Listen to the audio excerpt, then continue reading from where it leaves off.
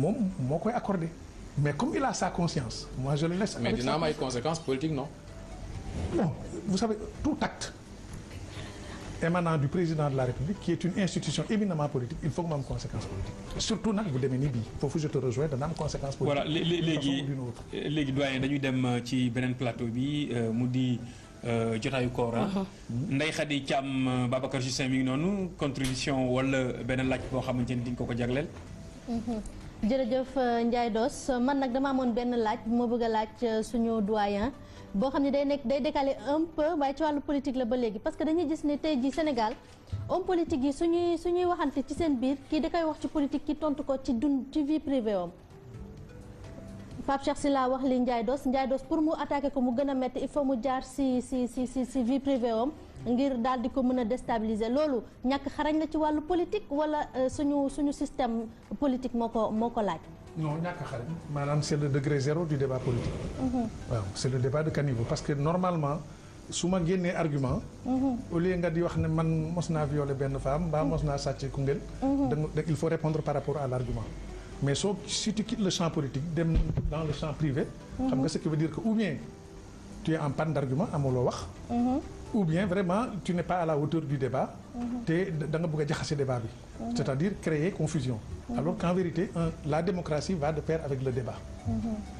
Voilà doyen est-ce que la libération de Karim Wade léegi du changer les donnes du maanaam du indi beneen recomposition politique par rapport ak sa candidature bi nit ñi di wax ni bu fekkente ni conseil constitutionnel nangu na ko c'est-à-dire dafa am beneen débat boo xamante ni dafa soulever wu ci géewu politique bi. Bon il va sans dire que Karim Wade de 2012 nga xam ne su doxantu woon Sandaga sans garde du corps il serait lynché parce que jamono jooju fekk na l'hostilité à l'endroit du régime de Wade était à son paroxysme Karim Wade boobu su toogee ba nga xam ne léegi suy génn dañ koy exfiltrer la nuit te wóor na ne su génnoon dana am des attroupements au point E ce qui veut dire que même au niveau de son profil politique changement am na pour te rejoindre sakatuma nag au niveau du champ politique effectivement recomposition mun naa am mais la question est de savoir est-ce que moom dañ ko tënk wala tënkuñ ko c'est-à-dire on revient au fameux deal de Idrissa Seck su nekkee dañ ko tënk nag alors les lendemains deviennent incertains su nekkee tënkuñ ko nag il va sans dire que nii ma gis ak fi mu jaar ak son martyre qu'il vient de souffrir c'est un boulevard qui s'ouvre devant lui. mais conséquence bu njëkk bi est-ce que du doon ci biir opposition bi est-ce que mënuñu xaar benn xaajaloo ci biir opposition bi ndaxte tey réew mi bu Idrissa Seck discours am ak discours ñeneen ñi PDS ak ñeneen ñi mu àndal bokkul est-ce que scission mënul am déjà foofu. Avant la scission il faut dire que Idrissa Seck lui moom il a le meilleur rôle aujourd'hui la meilleure posture moom événement yi ni mu doxee dafa mel ni dañ ko catapulter dal di ko jox un rang suprême dans l'opposition par la force des choses parce que jamono jii ñu ne moom rek moo fi incarné une opposition il y avait le PDS qui était à ses côtés et qui était plus puissant que lui mais comme PDS mu ngi ci waxtaan wi je n'ose pas dire deal bi mais mu ngi ci waxtaan wi te mu ngi ci lëkkaloo bi ci jeu bi alors te temps yi soo attaqué Macky Sall waa PDS tontul ko vous avez vu la réaction vive de Samuel Sarr alors ce qui veut dire que bon qu'on le veuille ou non c'est Idrissa Seck qui campe l'opposition et qui incarne l'opposition bon nag ne serait-ce que pour ça d'ailleurs moo tax il le sait moo tax il joue à plein régime fi mu ne moom dafay gën di dem ci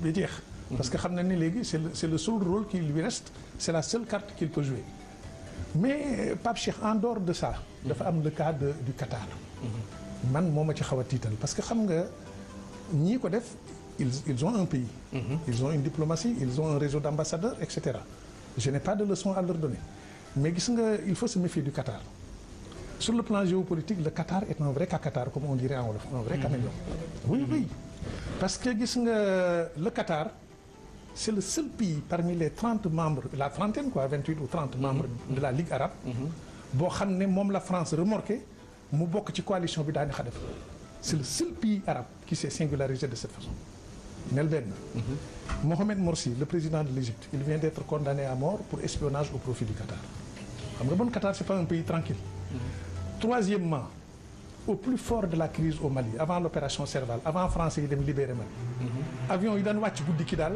il venait du Qatar ce qui veut dire que bon le Qatar finance épaule AQMI ak Ansar Dine. Et puis ñoom dañu am armée bu mag quand même. amuñ sax armée am nañ matériel parce qu'il achète beaucoup de matériel avec la France avion Rafale Charles Leclerc et tout mais ñoom seen bopp bëriwuñ. mais Qatar xam nga ñoom bëriwuñ mais est-ce que duñu. ils ont des pétrodollars sur le plan militaire quand même Qatar du lu ndaw. du point de vue de son équipement mais xam nga du point de vue de la combativité mënuma koy apprécier parce que xam nga ñooñu duñu waajaloon duñu xeexkat mais Qatar yenn saa yi dañ ciy wax yenn saa yi ñi ragal a xuus trop ndaxte Qatar boo koy wax tamit bu wax ji xóotee rek nga dem ci lien yi mu am ak secteur terrorisme bi Qatar puissance am tey Qatar bu bëggee coupe du monde sax ñi gën a mag ci li wàllu football bi ñu mel ne Zinedine Zidane ak yooyu da leen wax kaay leen votel Qatar ñoom ñu ñëw campagne ak Qatar mais seen doole dafa jéggi dayoo kon ñooñu bu ñu bëggee daal ci Sénégal est-ce que Sénégal mën na résister. non seulement seen doole dafa jéggi dayoo mais seen comportement c'est un comportement de subversion. J'ai un ami qui travaille dans le contre-espionnage au Niger. Bon, c'est pas le directeur du contre-espionnage parce que ça c'est le général Lawal Coré. Bëgguma ñu foog ne moom moo ma ko wax. Kooku c'est pas lui. Mais un gars qui travaille là-bas que j'ai connu quand j'étais journaliste. Nee na ma nous au Niger, les services de contre-espionnage travaillent sur le croissant islamique qatari. C'est-à-dire le croissant lunaire. Non, Croix-Rouge qatari. Le croissant rouge qatari. Croissant rouge. Donc le croissant rouge qatari, ça sert de couverture pour les officines de renseignement et de subversion du Qatar. Le Qatar moo créé El Jazeera. Xam nga El Jazeera? C'est une chaîne de télévision. Mais pas comme les autres. C'est le carrefour de tous les opposants arabes et du monde. Man, ils sont venus m'interviewer ici sur la Casamance, El Jazeera. Donc c'est le carrefour, la rédaction d'El Jazeera est le carrefour de tous les opposants du monde. Ñoom ñooy déstabiliser le monde arabe. Demoon nañ ba Algérie -5 mu couper ses relations avec le Qatar parce que le Qatar avait invité les gars du Maol. Le Maol, c'est le mouvement algérien des officiers libres. C'est l'opposition militaire la plus radicale en Algérie. Pour dire quoi? Il faut avoir peur du Qatar. Pour dire qu'il faut se méfier de ce Qatar-là. Quand tu veux dîner avec le diable, il te faut une longue louche. Mais on avait vu que ni ci jamonoy Abdou Diouf Sénégal ak Qatar demewul noonu mais bi Abdoulaye Wade ñëwee ci la diplomatie bi revenir à de meilleurs sentiments mais apparemment Macky bi mu ñëwee jëloon na tuuti distance mais léegi gis nañu dafa consolider ak yi nga xamante ni amoon na diggante Abdoulaye Wade ak Qatar. Est-ce que cela ne veut pas dire que ni Macky Sall itam dafay sauvegarder ses intérêts par rapport ak puissance bi nga xamante ni moom la Qatar am te mu mën ko ci jàppale. Effectivement, il y a une coupure que tu as bien souligné. Xam nga ñun avant Abdoulaye Wade, de Senghor à Abdou Diouf, on avait l'axe Paris, Dakar, Rabat, Washington. C'était les deux axes. Ak un peu Riyad. On a toujours pivoté diplomatiquement autour de ces axes-là. Abdoulaye Wade moo indi bouleversement bi parce que quoi qu'on dise moom c'était un homme audacieux. Moom moo daan dem Téhéran, Corée du Nord fu ko neex. moom faale wu doon américain yi gis nga benn bés or na l'ambassadeur des États-Unis toroxal ko devant les caméras de la télévision. Donc moom c'était un homme libre qui faisait ce qu'il voulait, électron libre la woon. Effectivement l'héritage est là kii jël ko mais nag aussi soo gisee nit ñi dem dans les pays arabes dafa am lu ci ne njaay doos. Si tu as besoin d'argent soo demee tu frappes à la porte de la France mu ne la oui mais il faut aller voir le FMI. Tu es obligé de passer sous les fourches codines du FMI et de la Banque mondiale. Malgré l'amitié, malgré la colonisation qui nous lie à la France, soo demoon soxla tey xaalis yenn yi dina la jaaral ci FMI ak Banque mondiale. C'est les pays arabes mooy réew yi nga xam ne mun ngay dem ñu jox la cartable yi nga indi mu fees dell ak doole. loolu nag c'est la raison pour laquelle ñu mel moom rek nga mën a indi kees yi. boo xam ne dañ koy tibb di ko bësal la ko jox la. Alors tu viens tu construis tes autoroutes et tes ponts. Mais soo demee Autriche ak yooyu ñu ne bon on va voir là-bas. Voilà mais léegi qu'est-ce qu'on peut attendre. loolu moo waral nit ñi màbb jëm boori Qatar boori Émirats boori Arabie Saoudite. tubaab bi sax ñoo nga fa ñoom tubaab bi ñoo nga fa. a commencé ma yokk ci nag Karim Wade nag son cas est un peu spécifique. Parce que Karim Wade il a travaillé dans le courtage dans les banques à Londres. Et déjà il travaillait pour le Qatar. Il a participé à des montages financiers pour le compte du Qatar. Avant d'être ministre d'État. Mais est-ce que dañuy ragal leader politique boo xamante ne day am yooyu connexion. Est-ce que dañ koy ragal. Parce que dañuy soxla koo xamante ni buy jiite réew au moins mu joxe ay garantie ne ku libre la est-ce que yooyu connexion dañ koy ragal wala au contraire dañ koy magnifier ndaxte mën na indi connexion xam nga connexion ak deal yëpp c'est des mots yoo xam ne c'est des mots trop chargés négativement mais ce que je peux dire c'est que on a des contacts étroits avec le Qatar de plus en plus étroits mais je ne parle pas de connexion mais je veux croire man loolu laa bëgg a gëm te loolu laa ñaan yàlla je veux croire que les gens qui nous dirigent sur ce plan-là, non seulement ils sont informés, mais ils ont certainement pris un certain nombre de précautions. Mais il n'y a pas un pays aussi au monde qu'il faut mettre au banc des nations. Non, tous les pays sont fréquentables. Mais il y a l'art et la manière de les fréquenter tout en sauvegardant sa sécurité. Mais tous les pays du monde sont fréquentables. Mais sauf que aussi Qatar a le Qatar accueille Karim Wade. Mais c'est le Qatar qui héberge et qui protège Ould Taya, qui a fait tous les crimes en Mauritanie, y compris le long de la vallée. Xam nga moo tax ñun aussi suñu dirigeants yi war nañoo xool yu bëri. kii nga xam ne mu ngi lay jox ma sa prisonnier bi te moom nangu lay indil taay ngeen jugé ko au moment où on juge après ça fait désordre aussi.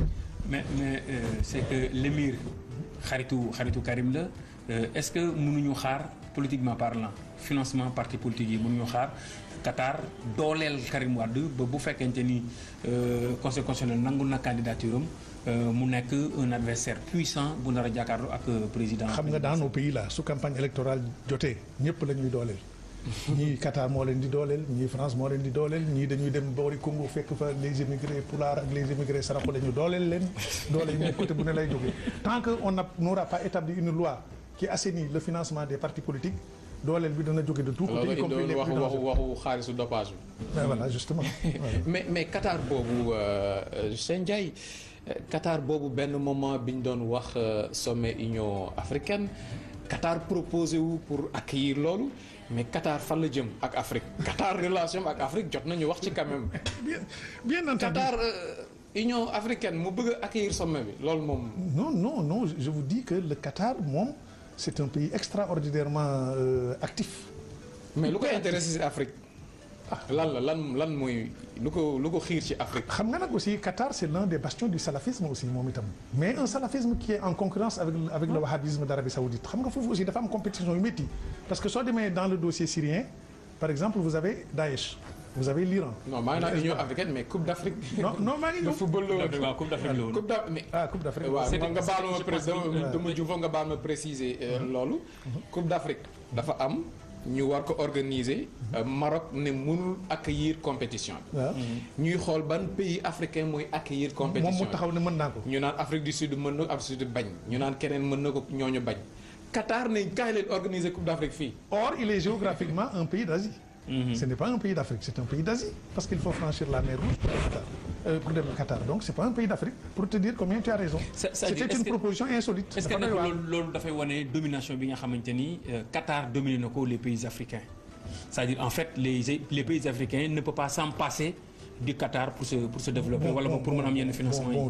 Dominer c'est trop dire parce que nag la politique du Qatar vis-à-vis de l'Afrique elle est naissante elle est embryonnaire bon nag développer réegul réy boobu pour nga mën a tëb ne daf ñu dominer mais le problème c'est que plusieurs dirigeants africains ci côté boobu la ñu gën a tourné wu te aussi moom ci boppam aussi même soo toogee tranquille mu ñëw dugg ci say mbir parce que je te dis que le Qatar a une diplomatie hyper active. puissance la léegi ah. bon puissance financière et ensuite j'allais dire un diable géopolitique. bon bu ci xajee benn laaj bëggoon naa mu tontu si moom mooy Cour des comptes. rapport bi nga xamante ne publié na ko depuis démb am na lu ñu ci souligné moom mooy aide à la presse ak ni ñu koy distribuer au Sénégal yàgg na indi coow yàgg na indi coow aide à la presse boobu tey Cour des comptes moo ko confirmé ne niñ koy séddalee dafa am yaama neex dafa am maison de presse yoo xamante ni mérité wuñ ko ñu leen ciy jox cër boo xamante ni dafa jéggi dayoo am ñu ko gën a mérité ñu leen ciy beddi Cour des comptes moo ko wax bi la yoon du benn maison de presse bu jóg wax bon nag ça ce n'est pas grave mais c'est gravissime parce que su nekkee Cour des comptes un démembrement de l'État qui est chargé du contrôle et de la circulation des fonds publics de façon équitable su nekkee moom ci boppam mooy dem di def remarque bu demee noonu bon nag non seulement la presse mais également état bi ci boppam l'exécutif ki nga xam ne moom moo jox xaalis bi war nay seet boppam mais dafay indi interpellation gravissime ça. oui interpellation gravissime mais est-ce que du indi beneen laaj bu subsidiaire ba ci biir. c'est-à-dire mooy dine presse boobu noonu nga xamante ni dañ koy cibler presse bi nekk neexoo ak état bi moom la ñuy cërale lu gën a duuf ci mbir mi ñeneen yi ñu bàyyi leen. est-ce que loolu du doon loo xamante ni aide à la presse finalement benn poson la buy permettre ñu contrôler presse bi fii ci Sénégal. Bon là je ne peux pas être catégorique parce que moi je n'ai plus une vie rédactionnelle active je suis un peu très loin des médias au quotidien mais li wërte donc presse vassalisée Idrissa Seck wax na ko moom dans son discours pour revenir à lui. nee naa une certaine presse vassalisée contrôlée domestiquée et cetera bon subordonnée et tout bon mais moom moo ko wax ce qui est sûr c'est que séddale bi su amul yoon daal. lu ne mën nga ko cee yurndu lu ne mën nga ko cee soupçonner. mais est-ce que loolu c'est pas de bonne guerre parce que état bu nekk war na mën a am ci privé bi une presse boo nga xamante ni daf koy gunge ci ay action moo xam ay action lu baax mën na am presse boo xamante ni daf koy ragal ginnaawam donc séddale gënale boobu di am est-ce que bokkul ci à l'avenir loo xamante ni dafay rey carrément la presse bu ñu xoolee ci jamono Abdoulaye Wade maison de presse yi bëri woon nañu mais après sa chute dafa am yu bëri dañu daanu ànd ak moom.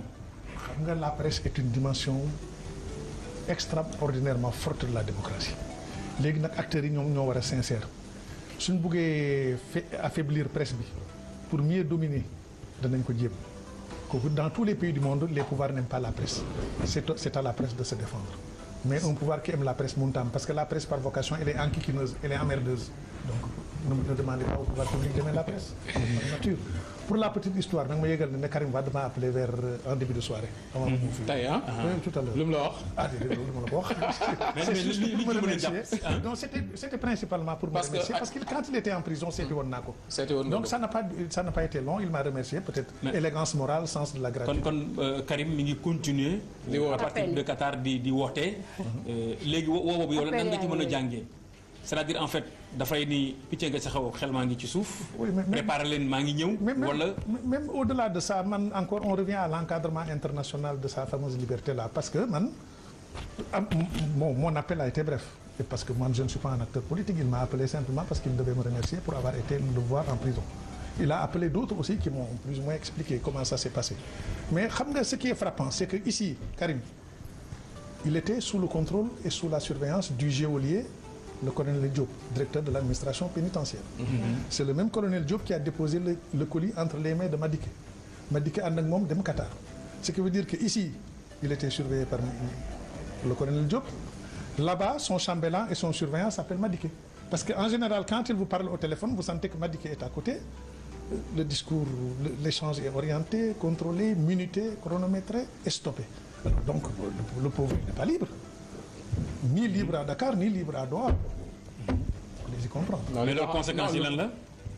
conséquences yi lan la nar a. Conséquences yi je ne sais pas peut-être aussi que c'est provisoire tout ça mun na am itam ça c'est la première séquence mais après il va voler de ses propres ailes parce que jusqu'au moment où je vous parle il n'est pas allé à Paris.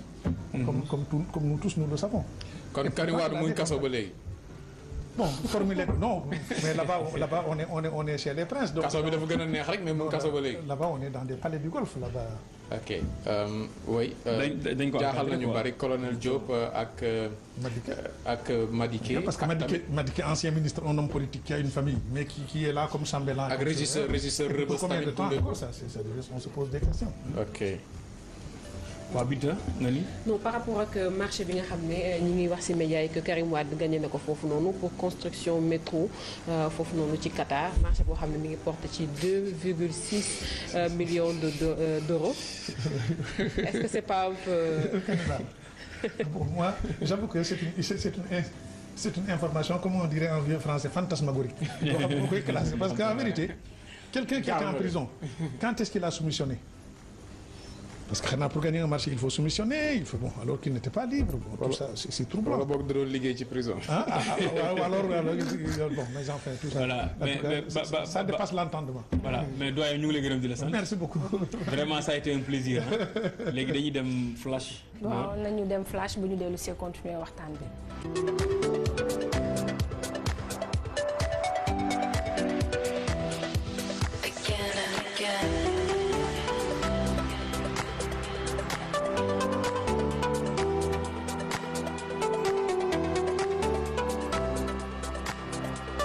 plateau bi daal di woyal waxtaan wi ñu tàmbali woon fi mu nekk nii nag heure bi jot na ñu xool site internet yi lan lañ xëy daal di koy publier.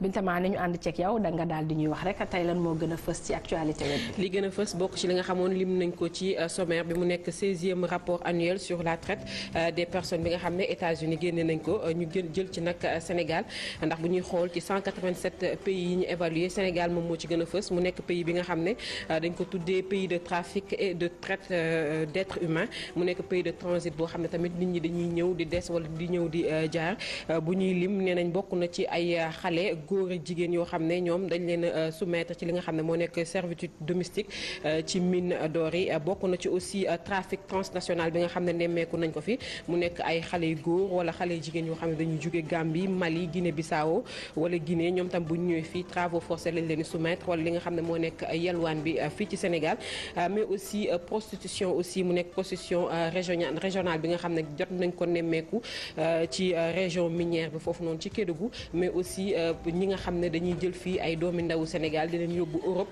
wala di leen yóbbu ci li fi nga xam ne moo nekk Moyen-Orient bu ñu demee foofu lañ fay servir mooy dañuy def yëfi domestique maanaam dañuy jànku wala di def leneen lu ni mel loolu nag tamit di ñëw di ci dolleeku tourisme sexuel bi nga xam ne nemmeeku nañ ko aussi ñu koy def fii ci Sénégal loolu moo waral nag rapport annuel bii nii daal di gën a fësal Sénégal ci pays yi nga xam ne daal ñoom lu nekk ci wàllum traite des personnes trafic et traite d'êtres humains dafa bëri fii nii. waaw dafa bëri loolu moom mooy actualité bi ñu bàyyi suñu invité mu jox ñu ci xalaatam. bon man xam nga les États-Unis su ñuy joxe leçon daf may xaw a jaaxal. certes lu ñaaw dafa ñaaw parce que su ñaawee Sénégal ñaaw Mali ñaaw Mauritanie doo ko mën a rafetloo di jël xale di leen utiliser d'une certaine façon comme main d'œuvre non payée exploitée à outrance loolu kenn mënu ci ànd. mais nag américains yi en matière de droits de l'homme mënuñoo joxe leçon parce que au Sénégal au moins il y a plus la peine de mort là-bas vous avez la chambre à gaz. vous avez la chaise électrique. alors bon nag kii rey nit jusqu'à présent ñoom il a pris la peine de mort mënuñoo joxe des leçons ñoom itam ils sont trop mal placés. kon loolu la ñu tijjee actu web bi Binta ma bàyyi la nga jàll ci deuxième actualité bi dañuy seeti dakarflash.com moom mu ñëw ci wàllum aj bi mu nekk ajub ren bi nga xam ne dañoo am ay jumtukaay yu bees yoo xam ne génn nañ ko ci mu nekk bracelet électronique de sécurité boobu le bracelet nag day permettre képp koo xam ne dem nga aj rek ñu mën la di la identifier boo fa amee ay gaañu aussi ñu mën la identifier daal lay faj ndax bu ñuy fàttaliku le 24 septembre 2015 bi passé ci la amoon ay dee yu bëri foofu noonu ci Minna yeneen gouvernement yi ñëpp bi ñu déclaré ñoom seeni aj ñu ngi xool ci ñi gaañu mi ngi toll ci 2297 victimes mais foofu noonu ci dëkk ba mu nekk autorité saoudienne ñoom li ñu jot a xayma moo nekk 769 ndax am na ñenn ñoo xam ne mu ñu leen woon a identifié ndax seeni badge dafa waddoon wala mu réer wala ñoom seen bopp sax seen melokaan tax na kenn mënu leen a identifié ba tax na nag boobu le bracelet moom dina permettre ñu mën la identifier ci bu gaaw foo mun ci nekk ndax dafay résister ci li nga xam ne moo nekk ndox du yàqu GPS bi aussi dina la mën a permettre ñu xool fan nga situé wu am na yeneen information personnelle yoo xam ne tamit boobu le bracelet daf koy joxe ay information personnelle médicale mais aussi sa date bi nga xam ne moom nga duggee foofu noonu ci Makka ak numéro visa bi adresse bi ak sa numéro passeport loolu lépp dañ koy enregistré boobu le bracelet daf koy enregistré affiché ko ba tax na loolu aussi dolli nañ ci renforcement bi nga xam ne renforcé nañ ko sécurité bi ci wàllum caméra mu nekk 800 caméras yoo xam ne caméra de surveillance yoo xam ne teg nañ ko foofu autour de la grande mosquée pour mën aj bi daal di am ci jàmm ñi ñëw ci jàmm mais aussi ñibbisi si jàmm. waaw ñu ñibbisi si jàmm comme ni nga ko waxee sax El Hadj am na jéey ju fa amoon ñaanatuñ ko yàlla mais ay réer ak yooyu yëpp du ñàkk donc ñu ngi jël suñu ay matuwaay pour aju Màkka gi ma bàyyi la nga wax ñu sa xalaat. waaw mais xam nga Màkka. ñoom ci seen wàllu bopp lu aju ci wàllu kaarange ak yeneen yu ne mel ñoom dañu ci def seen kéemtalaay kàttan. c'est-à-dire bu aju Màkka gi jeexee ren bu ñu demee taxawaayu Arafa. ba ci 2 jours après ñoom ci la ñu commencé amal seen conseil interministériel. commencé di préparer aju déwén gi c'est-à-dire matuwaay yu jël yëpp dañu koy jël 6 mois avant. pays yëpp mën a xam naka lay aju ren gi di demee donc waa Arabie Saoudite ñoom ils sont très en avance par rapport ak problème mu sécurité ak problème yeneen ak yeneen mais réew yi nga xamante ne ñoom ñoo fay dem surtout les pays africains ñoom organisation Makka bi dafa leen a raw c'est-à-dire organisation Makka bi dafa professionnaliser boppam dina xaw a jaaxal ñu bari dafa professionnaliser boppam je m'explique c'est-à-dire aj yi at mu yàlla sàkk dafa am ay changements yoo xamante ne dafay am Makka boo fa demee ren demaat fa déwén boo amul ak seetlu da ngay yaakaar ni da nga réer parce que dëkk bi dafay changer à chaque fois dañuy changer dëkk bi à chaque fois dañ koy changer tey ñi demoon Makka en 2006 bu ñu demoon Makka 10 ans tey bu ñu demoon Makka 2016 bi dañuy gis ni dafa am ngan di changement bu am parce que planète bi hôtel yi nga xamante ne ñoo nekkoon tout autour yëpp dañu leen fa jëlee kër yi fa nekkoon yëpp dañu leen fa jëlee donc esplanade bi dafa yaatu. donc bu ñu nee ba ni Sandaga jëlee nañ ko fa fi ñu duppee woon méridien 1 ak méridien 2 jëlee nañu leen fa te ku xamul méridien 2 ak 1 fi ñu nekk ak Kaaba ga ni mu sori foofu yëpp jëlee nañu leen fa cela veut dire que ni am na ay changements yu mag yoo xam ne. te fa dafa yomb. voilà donc bracelet yi ñu defar am na njariñ. non lu am njariñ la. lu am njariñ la donc naka lañ ko.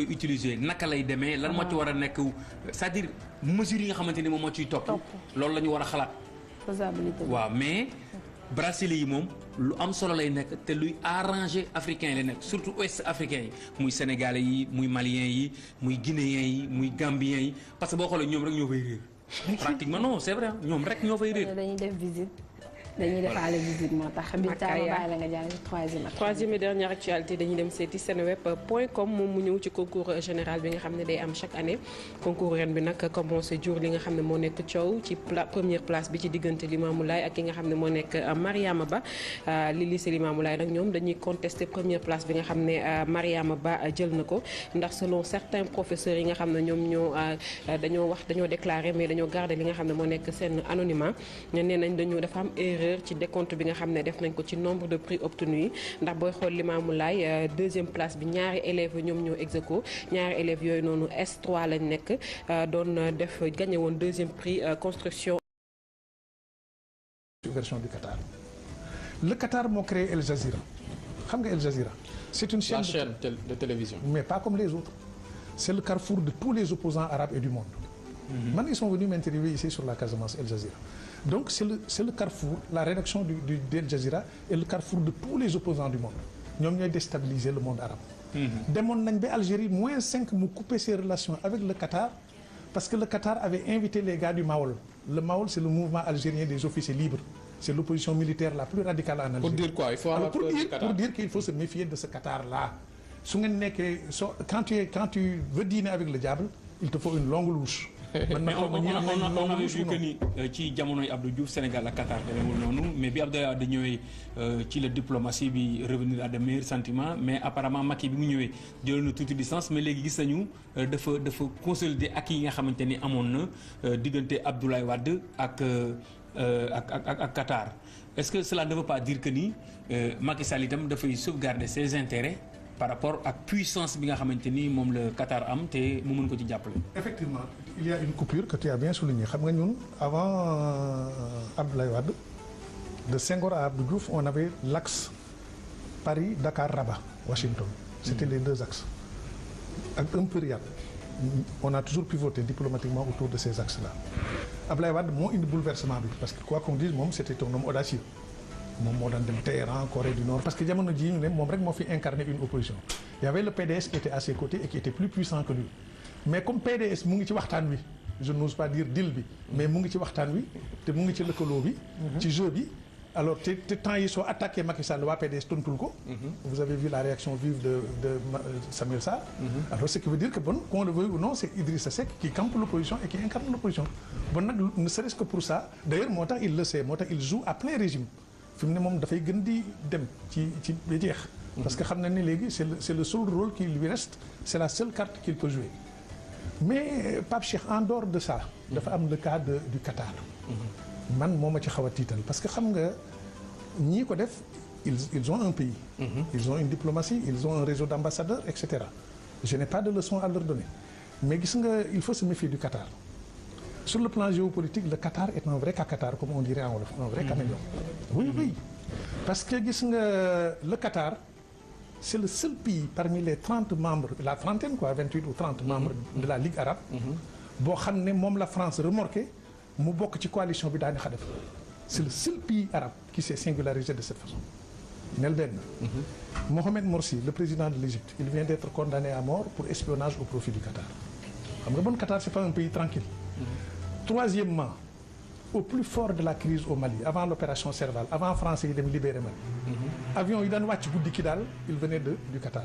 Ce qui veut dire voilà doyen est-ce que la libération de Karim Wade léegi du changer les donnes du maanaam du indi beneen recomposition politique par rapport ak sa candidature bi nit ñi di wax ni bu fekkente ne conseil constitutionnel nangu na ko c'est-à-dire dafa am beneen débat boo xamante ni dafa soulever wu ci géewu politique bi. Bon il va sans dire que Karim Wade de 2012 nga xam ne su doxantu woon Sandaga sans garde du corps il serait lynché parce que jamono jooju fekk na l'hostilité à l'endroit du régime de Wade était à son paroxysme Karim Wade boobu su toogee ba nga xam ne léegi suy génn dañ koy exfiltrer la nuit te wóor na ne su génnoon dana am des attroupements au point E ce qui veut dire que même au niveau de son profil politique changement am na pour te rejoindre sakkatuma nag au niveau du champ politique effectivement recomposition mun naa am mais la question est de savoir est-ce que moom dañ ko tënk wala tënkuñ ko c'est-à-dire on revient au fameux deal de Idrissa Seck su nekkee dañ ko tënk nag alors les lendemains deviennent incertains su nekkee tënkuñ ko nag il va sans dire que nii ma gis ak fi mu jaar ak son martyre qu'il vient de souffrir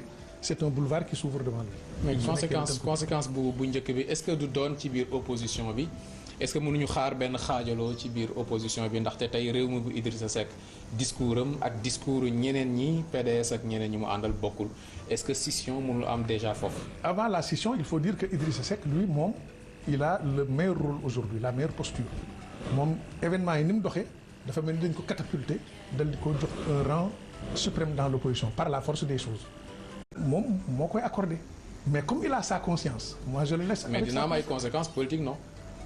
Bon vous savez tout acte émanant du président de la République qui est une institution éminemment politique il faut que mu am conséquence politique surtout nag bu demee ni bii foofu je te rejoins dana am conséquence politique. voilà léegi doyen dañuy dem ci beneen plateau bi mu di jotaayu koor Ndeye Khady Thiam Babacar Justin mi ngi noonu contribution wala beneen laaj boo xamante ni di nga ko jagleel.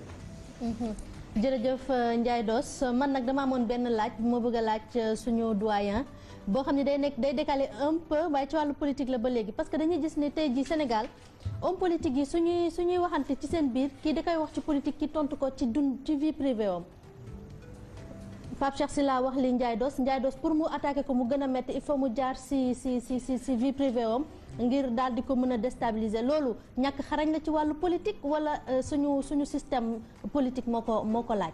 non ñàkk xarañ maanaam c'est le degré zéro du débat politique. waaw c'est le débat de caniveau parce que normalement su ma génnee argument. au lieu nga di wax ne man mos naa violer benn femme mbaa mos naa sàcc Koungheul. il faut répondre par rapport à l'argument. mais si tu quittes le champ politique dem dans le champ privé. xam nga ce qui veut dire que ou bien tu es en panne d'argument amuloo wax. ou bien vraiment tu n'es pas à la hauteur du débat. te da nga bëgg a jaxase débat bi. c'est-à-dire créer confusion. alors qu'en vérité la démocratie va de pair avec le débat. loolu nga bon le Qatar finance épaule ak ñi ak en sardine. et puis ñoom dañu am armée bu mag quand même. amuñ sax armée am nañ matériel parce qu'ils achètent beaucoup de matériel avec la France avion Rafale Charles Leclerc et tout mais ñoom seen bopp bëriwuñ. mais Qatar xam nga ñoom bëriwuñ mais est-ce que duñu. ils ont des pétrodollars sur le plan militaire quand même Qatar du lu ndaw. du point de vue de son équipement mais xam nga du point de vue de la combativité mënuma koy apprécier parce que xam nga ñooñu duñu waajal loolu mais Qatar yenn saa yi dañ ciy wax yenn saa yi ñi ragal a xuus trop ndaxte Qatar boo koy wax tamit bu wax ji xóotee rek nga dem ci lien yi mu am ak secteur terrorisme bi Qatar puissance am tey Qatar bu bëggee coupe du monde sax ñi gën a mag ci li wàllu football bi ñu mel ne Zinedine Zidane ak yooyu da leen wax kaay leen votel Qatar ñoom ñu ñëw campagne ak Qatar mais seen doole dafa jéggi dayoo kon ñooñu bu ñu bëggee daal ci Sénégal est-ce que Sénégal mën na résister. non seulement seen doole dafa jéggi dayoo mais seen comportement c'est un comportement de subversion. J'ai un ami qui travaille dans le contre-espionnage au Niger. Bon, c'est pas le directeur du contre-espionnage parce que ça c'est le général Lawal Koré. Bëgguma ñu foog ne moom moo ma ko wax kooku c'est pas lui. Mais un gars qui travaille là-bas que j'ai connu quand j'étais journaliste.